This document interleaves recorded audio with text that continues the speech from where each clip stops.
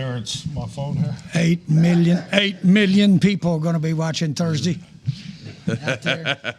So, listen, just to be brief here, welcome. It feels good to be here with you. And we're, of course, going to get all positive stuff from up here. You're not going to know anything close to what we might do because I don't. But bottom line is we're glad to have you here and glad that we're meeting. And please, I know you will be, ask any questions that maybe we'll find some we can give you a good answer to. David, you want to start us out? Yeah, it's for everybody. David Moore, Dallas Morning News. Jerry and Stephen, I know most years you say usually you have about late, high teens to low 20s and first round grades. Does that kind of track this year? And just in general, what you feel about being at number 26 in this draft and what opportunities that presents you? Watch out. Quickly, I do catch myself thinking about trade.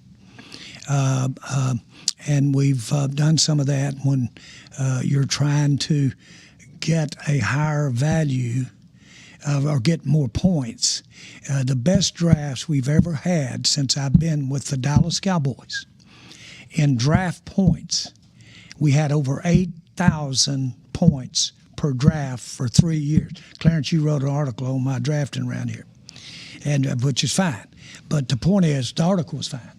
But you failed to mention that in the early years, we had about 4 times the capital to draft with in those first 2 or 3 years because we had all of Minnesota's, and we had also the first pick 2 years in a row with Landry's pick and our pick. So we had a lot of capital at that time, and we did some good.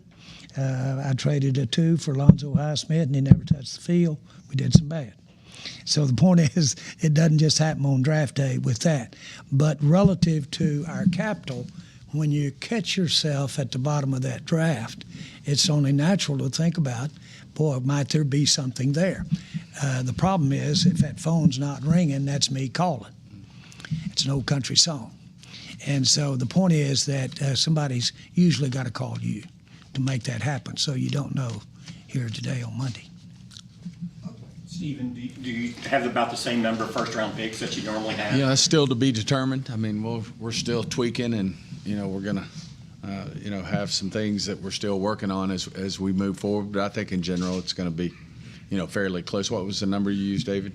Usually you say it's around like 17 to 21. Right? 15 to 17, 18 range. That should end up being pretty close. I'm sure you guys have gone through your own mock draft models. I don't know if you're still doing that, but do you see a player coming to you in your models? Or, I mean, obviously you can move up, move down. Would you consider moving up in this draft if the right player was falling to you?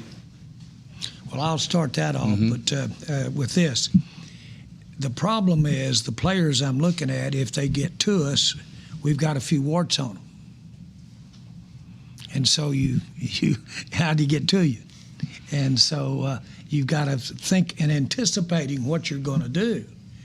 Then you've got to also assess, can you live with the kinds of things that you may have to live with because he became such a value. And therein lies your second round stuff we do.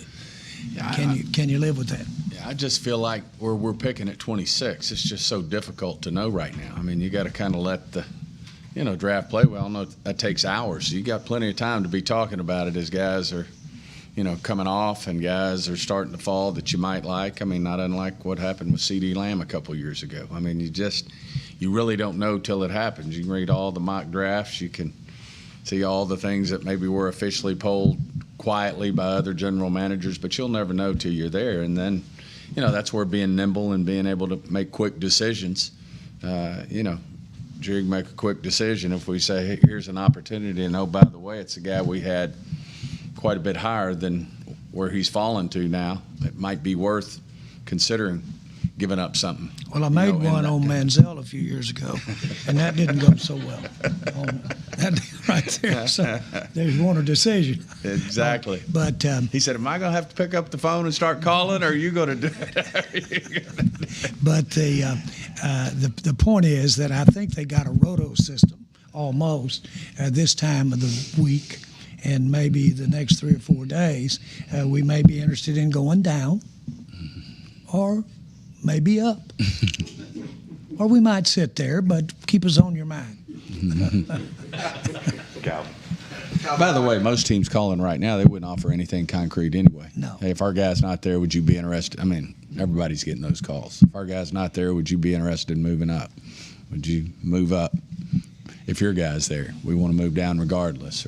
But it all depends on how the draft falls. So very few trades are done at the back end. Obviously, some are getting done at the front end because they know what they're going to get themselves in a position for. I mean, it makes all the sense in the world, but I just think it'll be if you will, a game day decision, in terms of how that thing falls. One of the reasons that I like our system, and I know it's criticized, but I like our system, is because those iffy picks, those that didn't work out so well, those are Stevens and Clay's.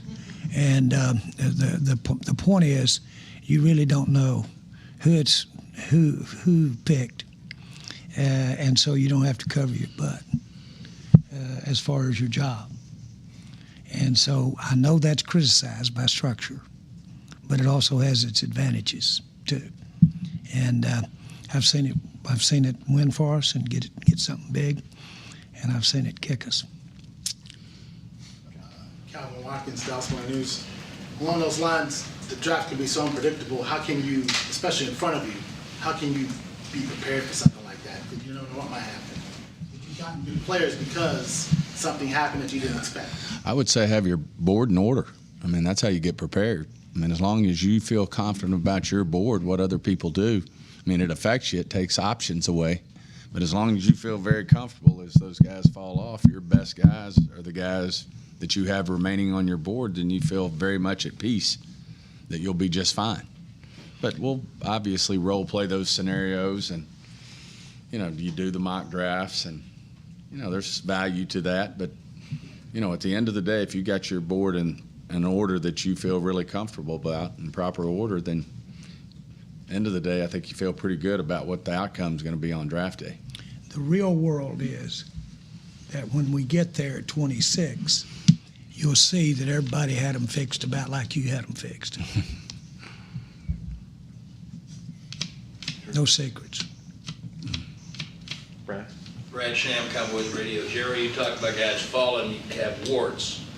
How many times have those warts been real, and how many times have they been perceived by other people? Emmett, for instance, fell way down. Yeah. You mentioned I would further that question. How many times did those warts impact him as a contributing football player? Because those warts are still there. We've accurately assessed the warts. Perception is not really something I lay awake about. I think we've got them, and I think the world does, relative to those issues. Now, how do you project that into coaches' makeup of a team and all of those? That's where we've had our miscues. And sometimes the same tendency, the same thing you're looking at will not be anything negative, and sometimes it can even be a frailty that's a positive. And so now we're getting into Sigmund Freud stuff here. But the point is that you really have got to watch for a football player as you evaluate some of the things that have happened to him. We almost missed a hell of a player around here because his girlfriend got killed while he was sitting in the draft room almost. And so we all knew the information. And so how do you adjust that? That's what we're dealing with here, and that's an extreme. James Slater, NFL Network. This one's for you, Coach. Given that you're taking over the play calling this year, has your approach to the draft or your input changed at all from years in the past? Well, first thing, I really liked the way this press conference was going until no, and I think clearly as the play caller, I see us taking nothing but offensive players too. But no, I think just going back really what Stephen and Jerry both have already spoken on. I just think the draft board is so much like your call sheet in the Super Bowl. I mean, there's so much work that goes in to putting together this draft board. You have to trust you got to trust your board, and I think that's the times that I've been in rooms when you don't trust it, the room for error increases. So, and being down there at 26, I'm an optimist. I have great confidence there'll be a hell of a football player there when we pick each and every round. Dak Prescott last year was given a couple of numbers of a couple of players to call. How much has it helped your relationship with him to have him watching tape and making some of these calls as it relates to guys that are going to be playing with him, whether that be on offense or across the line of defense? I think it's a very helpful, from a 360 perspective. I think it's good for Dak. I think it's good for the relationships that he has, both in coaching and personnel and ownership, that he's that involved. More importantly, the fact that he can connect with a young player coming into this league prospect, I think is a very healthy exercise. And definitely the feedback, going back to last year, I thought was excellent. So, I think it's a very, very healthy process all the way around. Yeah, Mike, Ed Werder, ESPN.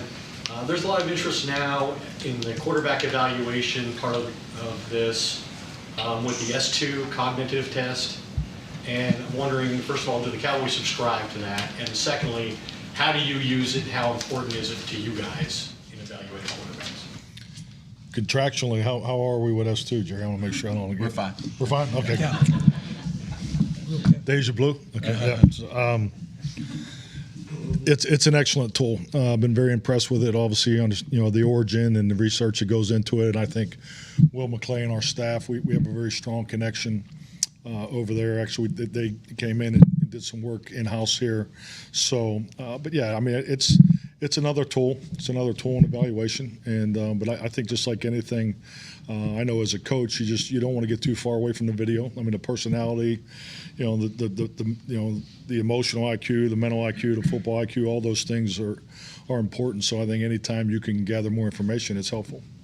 Like walking in a journalism class at university and picking your Pulitzer Prize winner. Think about that. Or walking in a business class and catching the guy that's going to be the successful business guy when he's probably not even sitting in there, he dropped out. So get you some of that. In other words, you got to watch the information. All of it's good, but hopefully, we've got a lot of experience.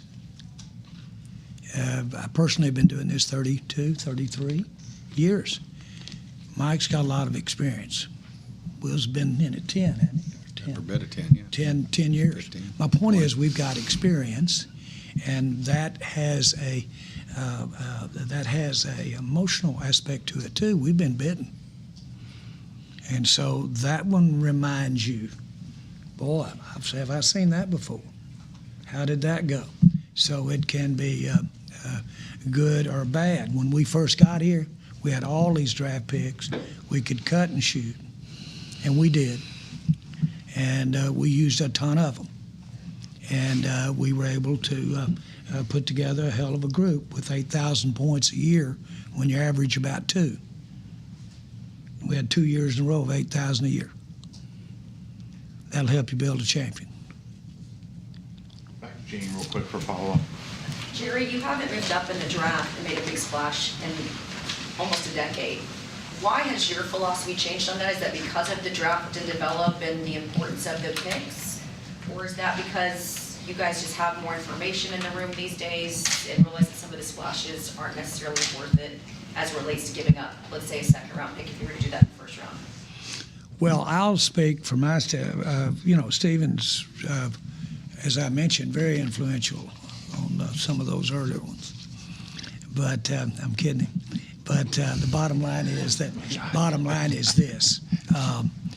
It hasn't been an overall philosophy. It's been the situation.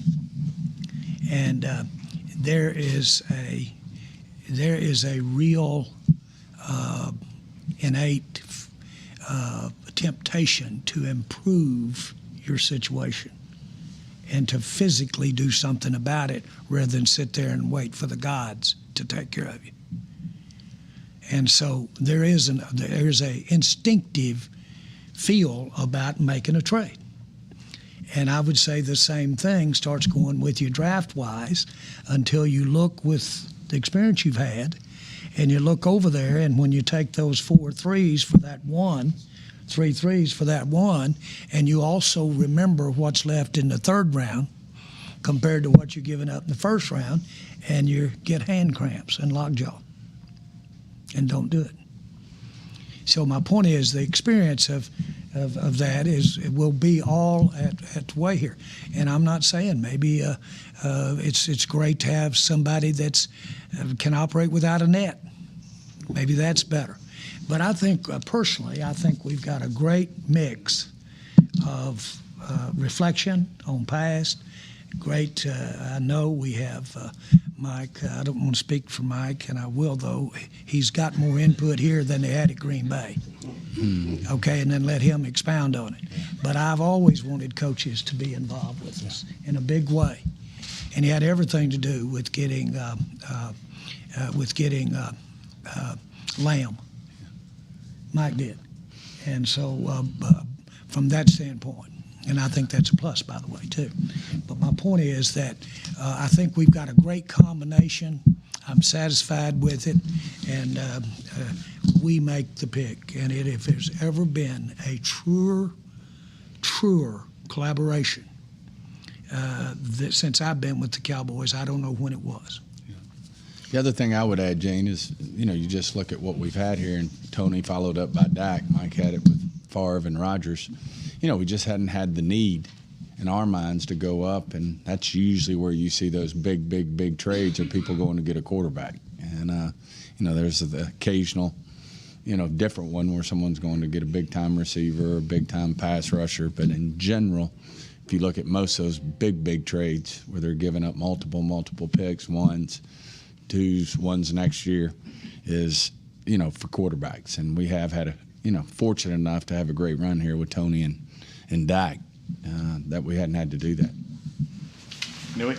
Newey Scruggs, NBC5 for Mike and Steven. Offensive line has been something people have spoken about here in this draft. Can you take me back to your past couple drafts where you took tackles, Josh Ball and Matt Waletzko? How do you feel about those guys, and how do you look at guys you drafted you're still developing, and then you start looking at the guys in this year's draft? Both Josh and Matt individually feel great about them. I mean, Matt's having a great off season. He obviously had the surgery, so he's knocking it out of the park there. And Josh, I think, clearly will work more inside than out. So he's does a tremendous job in the off season program and things like that. It's I'm excited to see those guys play in the preseason. They're ready. We just got to get them battle tested. But they've made an excellent. They're making all the progress you look for in your second and third players. So. To me, they're right on schedule. The process, really going back to the draft, I mean, it's really what I just answered earlier. You trust in your process, and they fit the profile what we're looking for in offensive linemen. And, I kind of like those 6'7" offensive linemen. Yeah, the thing I would add to that is just you can't have enough of them. I mean, you look at Cincinnati last year where they were, trying to struggle through the injuries. You look, Kansas City over the years trying to get through, with the injuries. We had our share of injuries last year, of course, with Steele and Tyron missing quite a bit of time. So, you can't have enough of those guys, and that's why, we do put a premium on drafting. Connor McGovern struggled with an injury most of the year. Now he's, he battled through it, but, you can't get enough, and that's why it's great to have a guy like Waletzko sitting there, the balls of the world sitting there, and while we would be, very open, to drafting another young one to have him coming along because – there's 5 guys that play that game, and Jerry likes to say you can hardly call the rest of the game football, what those linemen do between the offensive linemen and the defensive linemen, the physicality that goes on in there. I mean, it's just inherent that you're going to have, injuries in that area. So consequently, you like to, have you in a perfect world 8 or 9 guys that you feel comfortable going in the game because they're all protecting big-time assets. I mean, we all see what people are paying quarterbacks these days, and those guys up front have the biggest responsibility of keeping them upright. Said ball to the inside's playing more guard this year? Yeah, inside out. Yeah, he'll play both guard and tackle this year. These guys have to come. They have to come because early, think about it. If you have all multi-million-dollar offensive linemen and you got a multi-million-dollar quarterback, top receivers, some pass rushers, then where's the give? How do you keep it rolling? And so you really do have to, and it's always been meant to be that way regarding the cap, but you really do as your key salaries, and I'm going to not dwell on quarterback, but those key salaries get up there, then you have to recognize that you're going to have turnover. And these guys got to play. These got balls, they've got to come. And they've got to be a part of a team in there. And this isn't beauty contest stuff here. This is the rule. And if you get over that cap, they will cut your last man on the roster for you and keep cutting until you get on the cap. So they mean it. Who's they? The league. And teams see that. And so my point is that's a factor in managing, looking forward, picking offensive lineman right now. We need it for management. Michael Gelkins, Dallas Morning News. Last season, your defense didn't stop the run well enough, consistently enough to create as many opportunities for your pass rush as you would like. How do you make the necessary jump there this offseason, and what role do you expect the draft to have in that effort? Well, I've said this time and time again since the end of the season. I've always felt that the most improvement that I felt the teams that I've coached have made are from the people that are already here working. I mean, it's your second, third-year players will take that jump. We've had tremendous attendance here, starting last week. So I definitely, all the things we're trying to be more efficient at, I definitely feel like we will have an opportunity to improve. And as far as run defense, I think it's just like anything. When you're really strong in one area, they're going to come at you a different way. And so, I think it's twofold. And we want to play similar too. So we're a complementary football team. I think we can take another step there. The offense playing to the defense to the offense, special teams, and all that. So we'll just continue to work that. But we're going to have an opportunity to really add to our group. This weekend coming up, that's always exciting. I think we got 65 players under contract right now. So after this week, I think we'll have the things we'll need to be the type of team we want to be. As a follow-up to that, strength and conditioning aside, your coaches at this stage of the offseason program aren't able to be on the field with guys. Can you get a sense, though, somehow, of where Johanna is in his development, whether he's making a jump or Gallimore or so on and so forth, to kind of gauge if that in-house development is happening at those positions? Oh, absolutely. I mean, I think just the work that they've, the guys have put in, starting last week. So the thing that I'm so impressed with in today's NFL football player, and to me, this is the mecca for outsourcing for performance assets that all of our players engage in. I mean, the players, today, I'm just talking on our particular group, they don't just lock into just the strength and conditioning coaches here and or the coaches. They all have a second, an outsourcing that they all do together. Most of them do it together, like the O-linemen go to the same place and things. So having that opportunity, I think it really fits well for us. And I think the fact that the majority of our players live here year round. So I'm more in tune with the growth of seeing these guys, and you'd be amazed to come in here on weekends to see how many guys that are in the building, getting extra. So I have great confidence in our culture and how these guys work. And congratulations to the Gelkins on the birth of their daughter, Tatum. Congratulations. Great. Todd. Todd Archer of the ESPN. Stephen, what's the impact that these negotiations you're going to have coming up with CD, Trayvon, Biotish, Dak, Micah these next couple of years have on this year's draft? And do you have to think of, you can't keep everybody, you got to start thinking about replacing guys? Well, we're always plugging in as we move forward, where we're going to be with guys like CD and Diggs and Micah and, the guys you mentioned, and how we do that. But you're also cognizant of if for some reason it doesn't work that way, you're bringing people along. And obviously the trades we made this year for a guy like Gilmore, who's under contract for 1 year, and then, of course, Cooks, who we have for 2 years, at a cap-friendly deal.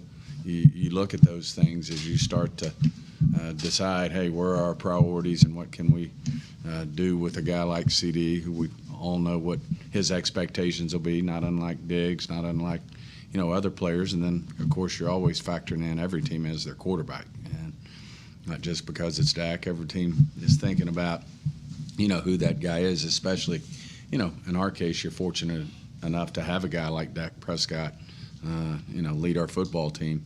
He's going to be in the mix. And certainly as we move forward, he's a big part of how we figure our salary cap and, who we can keep and, when are we going to have to make some hard decisions to move on, not unlike we had to do this year with Schultz. I mean, no one respects Dalton Schultz more than the Cowboys and what he did for us. But at some point you got to make those tougher decisions. I mean, there's going to be a tough decision as we move forward, where's Tony going to be, Pollard, and how he fits. And obviously he's going to be here this year, and he's franchised. That shows you what we think of him. But, we'd also like to look at keeping him around here for the next 3 or 4 years as well. So those are all things that you keep in the mix. It's not like you're a basketball team, dealing with 12 players. I mean, we're dealing with, 53 players, and that's why it's so crucial. And, of course, Mike and his staff do a great job of buying in on the draft and develop, because you do have to, as Jerry said, these young guys got to step up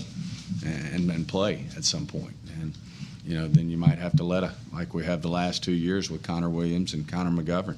And we thought the world of both those guys. But unfortunately, you got to keep moving, and you can't keep everybody. It doesn't mean you don't respect them and the job they did for the Cowboys. John. John Machado, The Athletic. Mike, I want to ask you about tight end. You guys, when you were in Green Bay, those 13 years, you guys never took a tight end in the first or second round. What does a tight end have to show you to be worthy of a first or second round pick? I think it's the same thing. You got to trust your board. I understand that, most people, feel that there's primary positions that, when you're assessing value, whether it's pass rusher and corner, tackle and quarterback. But I think in today's game, the safety position and the tight end position can start to challenge the being a primary position, in my view, of how I look at positions in football. But Bubba Franks was there my first year. He was the number 1 pick. But, yeah, I think it's just more that it was not a philosophy of we don't take a tight end in the first round. So that wasn't the case. So I think it's really comes down to the board. Mike Leslie, WFA. For you guys, as you've seen the league evolve, obviously you took Zeke Elliott in 2016, but as the game has become more pass-centric, has your appetite for taking a running back in the first round of the NFL draft changed over the course of even the 7 years since then, or a longer stretch? You asking me? Really? Well, I've never taken a running back in the first round, so I thought it was for these two guys. Well, I think you have to pay attention, to the history of the running back and what happens. I mean, obviously, we made a conscious decision to take Zeke. I think he was a big part of our success there when we got Dak and Zeke in there together, what he brought to the table. But at the same time, there's very few Emmitt Smiths that play at a high level, a productive level for 10 years. And, what I would say to you, if you're picking, in the top 10, call it top 12, 15, wherever you want to make the cutoff, you really are thinking, boy, we have to have a second contract out of that deal. And so does it affect you when you're thinking about a running back when you're up that high? Yes. As you start to really look at, as you move down the draft, you'd like to hope you're going to have success, that player's going to be a second round, a second contract.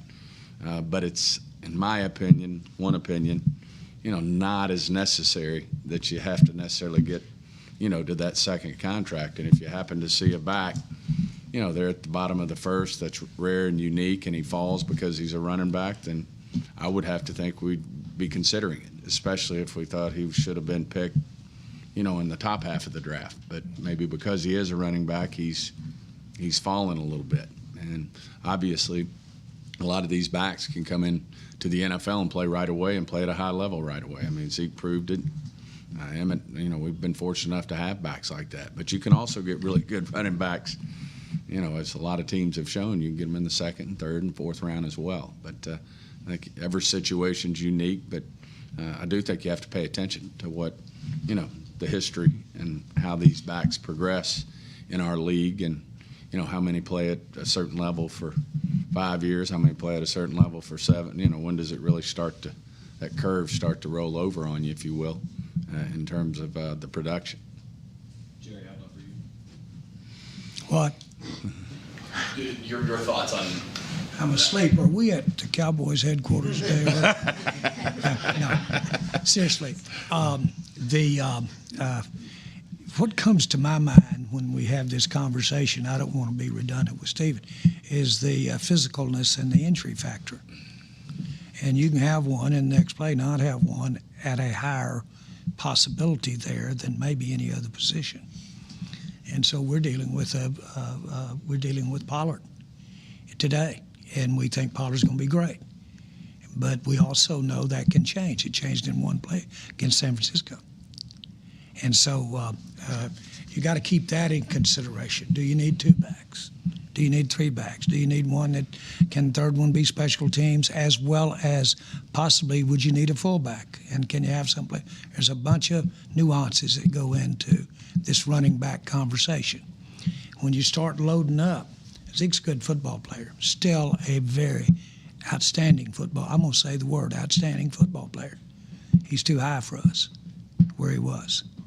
So that has a lot to do with this conversation about running back right now with us. But Zeke brings a lot to the table. And plus we know what a teammate he is. So all of that gets in there. That same thing happened with Emmitt Smith. And so you have a few good things like that happen with you. You're around that kind of success, whether it's Michael Irvin or DeMarcus Ware or what have you.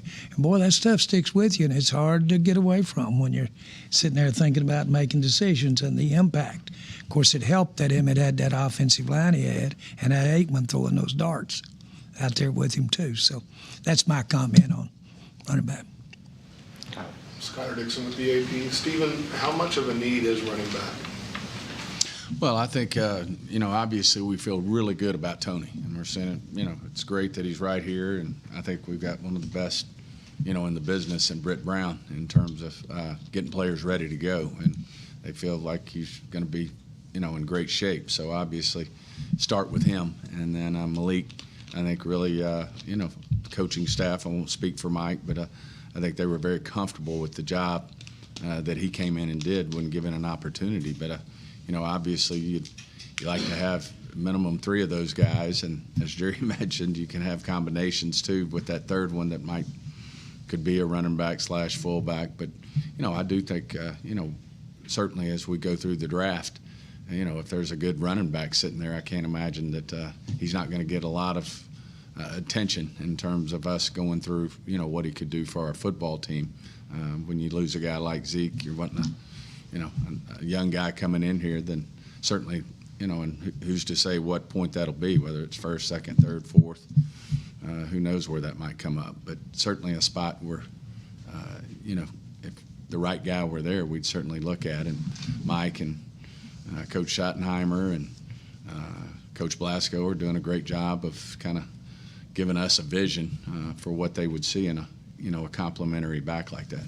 Stephen, to make a point there, 3 years ago, Mike, I really pictured Mike certainly offensively.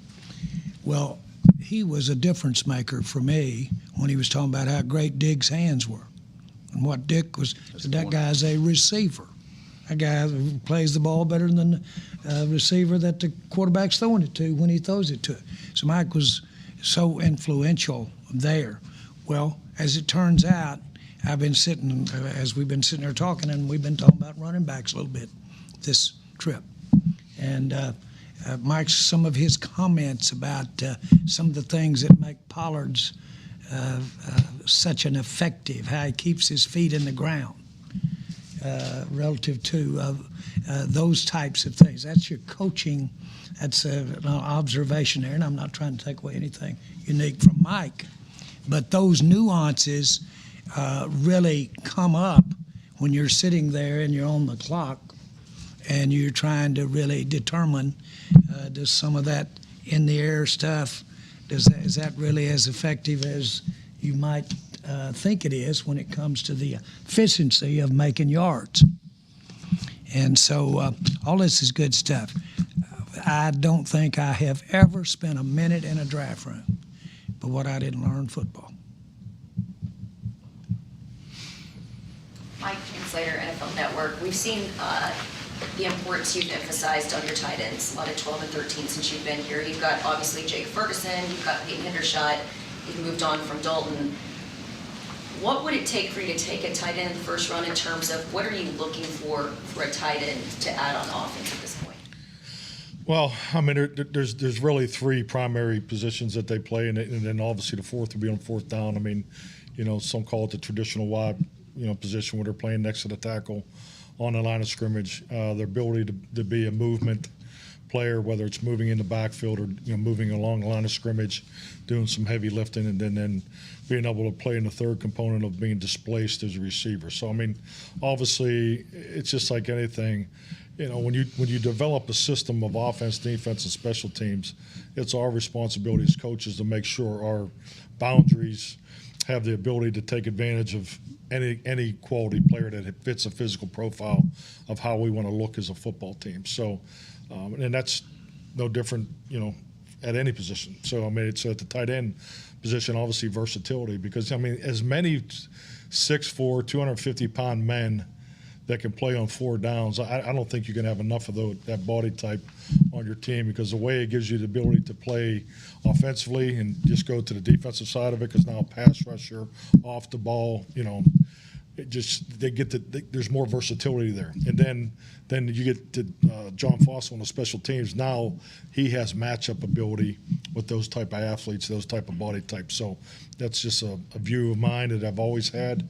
That's why I think when you talk about 4-3 defense versus 3-4 defense, I mean, you're always trying to have so many body types, because at the end of the day, when you get into the coaching and the game plan in season, it's about matchups. You're always trying to create favorable matchup for your players.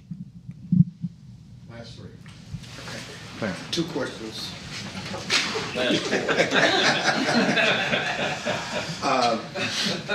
What you guys did in the offseason, certainly, how did that set y'all up to be pure in this draft? And you talked about that, and secondly, you've canvassed a lot of TCU guys. What do you like about that program? You've had Johnson here, and talk to McGee, you've got the running backs here, you got the cornerback here. Just talk about what about that program you guys like? Well, number one, I think anytime you add, veteran free agency, to your locker room, it's a positive, because obviously the men that we've had I've been so impressed with. So I mean, you don't have enough good players. You can go through each position that we added, so I feel great about that.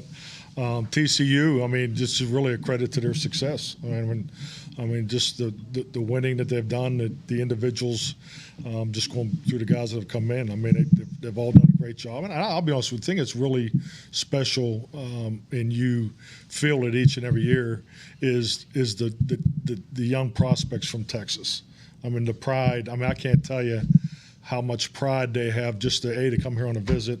Like our 30 visits here were tremendous again this year, and I think the amount of time that we spend with the prospects, both the personnel department and the coaching staff, is very unique to anywhere I've ever done it. So there's a lot of time that's put into it, and I personally, it's been very beneficial, because you feel like you get to know their personality, and then obviously you're tying it to what they've done on video in their college career. So I think it's just real credit to TCU and what they've accomplished and the type of players that they have coming into the draft.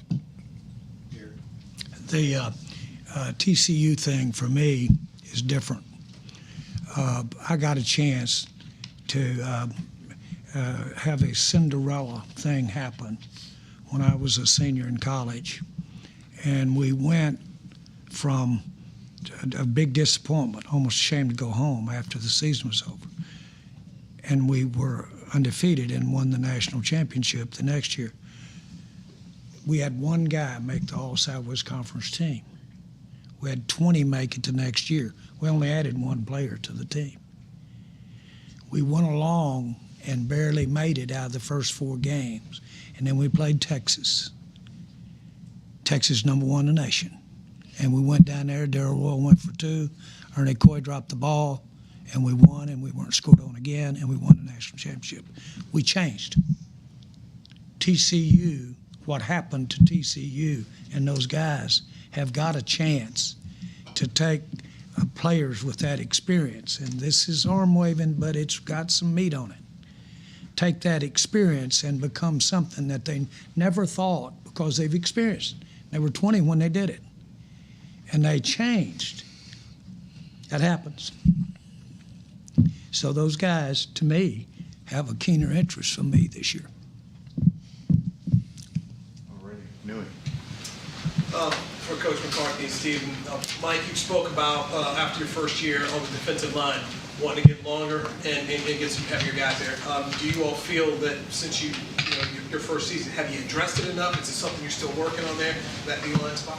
Oh, absolutely. I think just like anything, when you have change, and I go back to the interview opportunity with Jerry and Steven, we talked about the 90s. We talked about the defensive line and the offensive line, just the body type. And that's what we're trying to emulate. We want to be back where, on both sides of the ball, we have the length. I mean, I've never had this many 6'5", 6'6", 6'7", offensive linemen. So it's definitely my preference. And I think history speaks very well of how we've done it in that area. Yeah, I don't think you can ever have enough of them, and I think Mike would agree with that. We should be drafting one, you'd like to hope in the top 3 or 4 rounds every year, and bringing guys in, that can make us better. Just same thing goes for the offensive line, and I do think, we're making progress, and Mike's had a huge influence on this. Obviously, we rebooted there with Coach Quinn when Mike brought Dan in, and I think he likes the same thing. He likes length and size, and you talk about how do you improve that run game is you just got to keep beefing up in there and have those type of bodies that can get in there and as Mike likes to say, take 2 or do what they need to do. But I don't think you can do enough. And obviously, hats off also to the guys giving us the right vision and the job our pro personnel staff does, and finding guys out there that can step up, a guy like a Hankins, a guy like a Fowler, guys that are out there and they're great cap values, but also very productive players for us. And that's why I say player acquisition never stops. I mean, Mike mentioned there's a window after the draft, where guys, you can pick up guys, and I think we do. Hats off to the whole group. I think we do some of our best work of continuing to improve that football team. We didn't bring Hankins in until, what was it, Mike? Halfway through camp, or it was late. Really but anyway, it's constant, and we'll continue to look for ways not only to improve in the upcoming draft, which I think we will, but I think we'll also do a good job of continuing to see what's out there, in terms of improving ourselves. The veteran route as well, which I think we've done a nice job on that. We lost Carlos Watkins last year, but he was one of those guys we brought in. He ended up going somewhere else this year, but those are all guys who help you win football games, and that's what we'll be looking for again. I also want to mention, I know the questions are over, but I really want to mention Will Clay because what Will has is unique, and I don't want anybody to know about Will. I'm teasing, but I'm not teasing. But he's very unique, and he has great people skills. And I mean, they work for Will and those scouts, and that's a management job with those scouts out on the road. And I think we are up over $250,000 a player that we draft on scouting expenses. That we draft. That's not any going forward pro scouting. So Will's got a big job, and he's got a big job of managing, and I mean managing, because those are out on the road most of the time, guys that are there. outstanding, best group that I've ever been associated with in 30 years. You to make Will your general manager? But I can't make him the general manager. We have one that's tenured.